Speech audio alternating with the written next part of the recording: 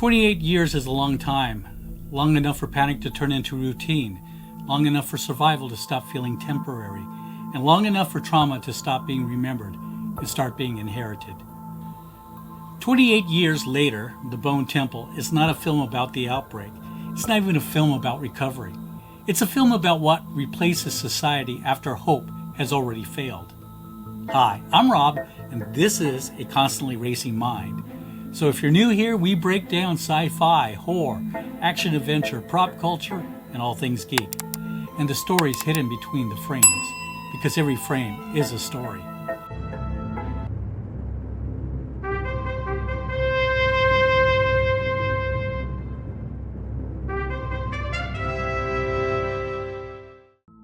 The story picks up immediately after the events of 28 years later from 2025, in a Britain that never rebuilt itself. Instead, it adapted, quietly, brutally, and in some cases enthusiastically. The infected still exist, but they are no longer the center of the world. Humanity has taken that role back and made it worse. The film follows Spike, a young survivor moving through a sparsely populated countryside where isolation has allowed new belief systems to form. Now, this isn't a world scrambling to survive. It's a world that has already decided what survival looks like and what it costs. One of the most immediate dangers Spike encounters is Sir Lord Jimmy Crystal and his roaming gang, known as the Fingers. Jimmy is not a leader in any traditional sense. He is a performer. His gang moves through the countryside like a traveling theater of cruelty. They terrorize outsiders, but they also torment each other. Humiliation and dominance are part of the entertainment. What's unsettling isn't just the violence itself, but how playful it feels, how juvenile, how casual. There's a strong Clockwork Orange energy here, not just in the acts of violence, but in the mindset behind them. This is cruelty as identity, chaos mistaken for freedom. Power is expressed through spectacle rather than structure. And what makes Jimmy Crystal's presence even more disturbing is the implication that his behavior didn't appear out of nowhere. The film strongly suggests that Jimmy Crystal is the same child shown in the opening of 28 years later, back in 2025. A boy who witnessed the collapse far too early and learned the wrong lessons from it. Violence wasn't something he feared, it was something he survived, something that became familiar. Now, by the time we meet him here, that childhood trauma has calcified into ritual. Jimmy doesn't enforce order, he stages it. His gang doesn't operate on ideology, it operates on performance, intimidation, and spectacle. But Jimmy represents only one form of madness. Running parallel to his chaos is the much quieter, much colder descent of Dr. Ian Kelson. Kelson is a former physician, and in many ways, he embodies the danger of intellect surviving longer than ethics. Where Jimmy externalizes madness through violence and theatricality, Kelson internalizes it through structure, rationalization, and control. His actions aren't impulsive, they're calm, logical, justified, and that's what makes them terrifying. The film never announces when Kelson crosses the line. There's no dramatic reveal. Instead, it allows the shift to happen gradually, until you realize you've stopped questioning his decisions. That realization arrives far too late. Now, what makes Kelson especially compelling, though, is that he isn't written as pure stoicism. There are moments, unexpected ones, where levity slips through. Throughout the film, Kelson retreats to an underground bunker that feels more like a time capsule than a laboratory. In isolation, he plays music from a world that no longer exists. Punk pop, a new wave from the late 70s and 80s.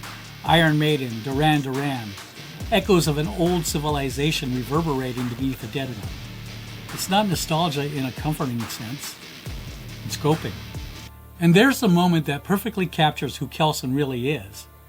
At one point, Jimmy Crystal, in one of the more unhinged theatrical turns, coerces Kelson into playing a role. Not a doctor, not a scientist, but something far stranger. A performance designed to reinforce obedience within the Fingers. The request is delivered with humor and an unmistakable threat. What follows is one of the film's most bizarre tonal shifts, a moment that blends menace, absurdity, and dark comedy in a way that shouldn't work, but absolutely does. Kelson leans into the performance, staging something that feels halfway between a ritual and a psychedelic rock show. It's unsettling, it's absurd, and in a strange way it's hilarious. What matters isn't the sensationalism itself, but what it reveals. Kelson doesn't resist the role, he adapts to it. Not out of joy, but out of survival. This is where the film quietly reframes him.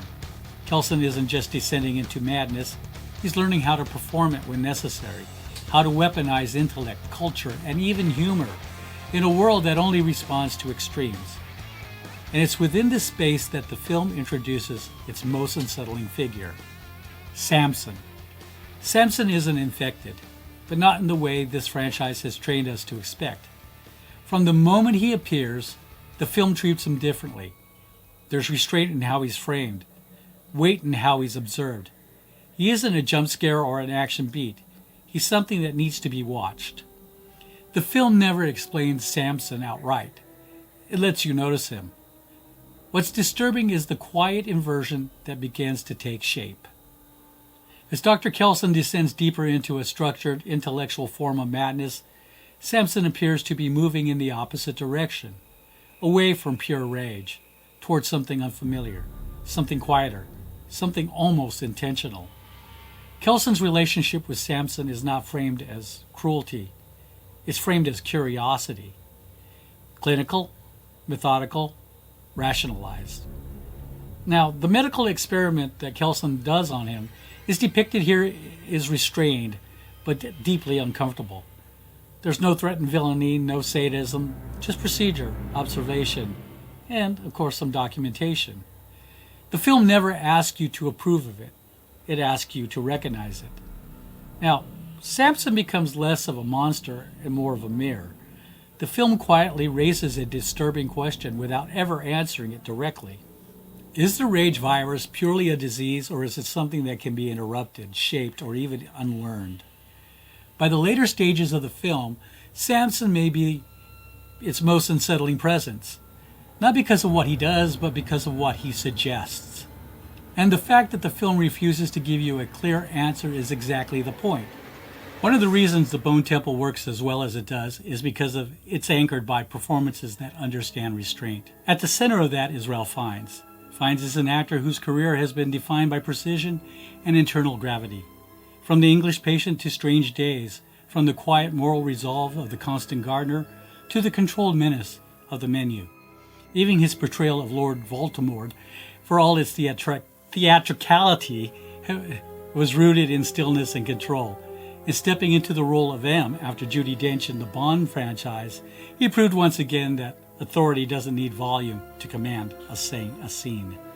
That history matters here, because in the Bone Temple, Fiennes doesn't just play Dr. Kelson, he becomes him.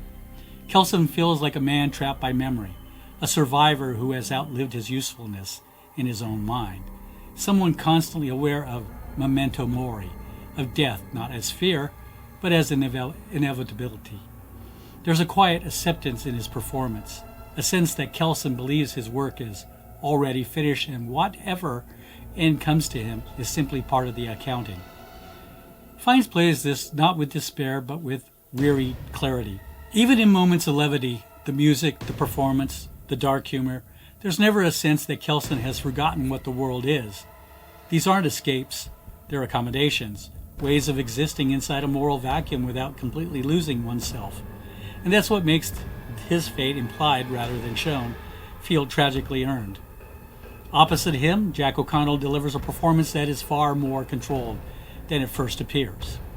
O'Connell has often been cast as volatile figures, young delinquents, antagonists, men defined by impulse. From his early work in Lady Chatterley's Lover to his more overtly villainous turn in Sinners, he's built a career around characters who feel dangerous because they're unpredictable. In The Bone Temple, he refines that instinct. Jimmy Crystal isn't chaotic by accident. He's curated. O'Connell plays him with just enough self-awareness to make the violence feel intentional, almost theatrical. Jimmy isn't lashing out at a world. He's performing for it. And that performance masks something deeply fragile. It's a chilling evolution of the same qualities O'Connell brought to Sinners, but here they're weaponized through ritual and group psychology rather than pure malice. Special recognition also has to go to Alfie Williams as Spike. Williams carries an enormous amount of narrative weight in this film, and he does so without ever feeling like a device. Spike is the connective tissue between 28 years later and the Bone Temple. Through him, the film bridges innocence, inheritance, and consequence. Williams plays Spike with a quiet observational quality. He listens more than he speaks. He absorbs more than he reacts. And because of that, his presence grounds the film whenever it threatens to drift too far into abstraction. His journey from the island enclave to the mainland, from protection to exposure, never feels performative. It feels necessary. And finally, Erin Kellyman as Jimmy Inc. She deserves acknowledgement for providing Spike with something the film otherwise withholds: guidance without cruelty. Her performance offers a brief but meaningful counterpoint to the Finger's cruelty. She helps Spike navigate a world that has no interest in protecting him, and that contrast matters. It's subtle, but it gives the film its lasting remaining trace of human connection. Now, there's a moment late in the film handled with remarkable restraint, where recognition replaces confusion, where one character sees fear where the other sees weakness, and that recognition carries consequence. The film never underlies this. It trusts that you understand it, and that trust in performance, in silence, and implication is why the Bone Temple resonates as strongly as it does. So, in terms of tone, the Bone Temple is not an action horror film. There are moments of action, yes, but this is not a movie driven by momentum or spectacle. Most of its intensity comes from the sustained violence, psychological, social, and ritualized. Violence here isn't a Spike, it's the atmosphere. There are scenes involving extreme brutality, brief nudity, and moments of cannibalism. None of it is presented humorously or gratuitously, but it's unflinching. The film doesn't ask whether these acts are wrong. It assumes morality has already collapsed. What 28 years later, the Bone Temple ultimately explores is not survival but inheritance. Trauma passed down instead of processed. Violence ritualized instead of questioned. Belief systems formed not to rebuild society but to replace it. The Bone Temple, or the ossuary, as Kelson refers to it, functions less as a location and more as a symbol. A monument to endurance, a warning carved into the future, a reminder that when hope disappears, people don't stop building. They just build inward. In the context of the franchise, this progression feels somewhat deliberate. 28 Days Later was about panic. 28 Weeks Later was about escalation. 28 Years Later was about inheritance. And the Bone Temple is about consequence.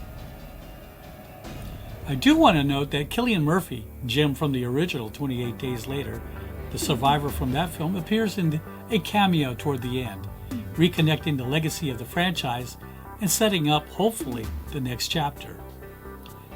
This is a franchise aging alongside its audience, slower, colder, less interested in answers, and more interested in what we do without them.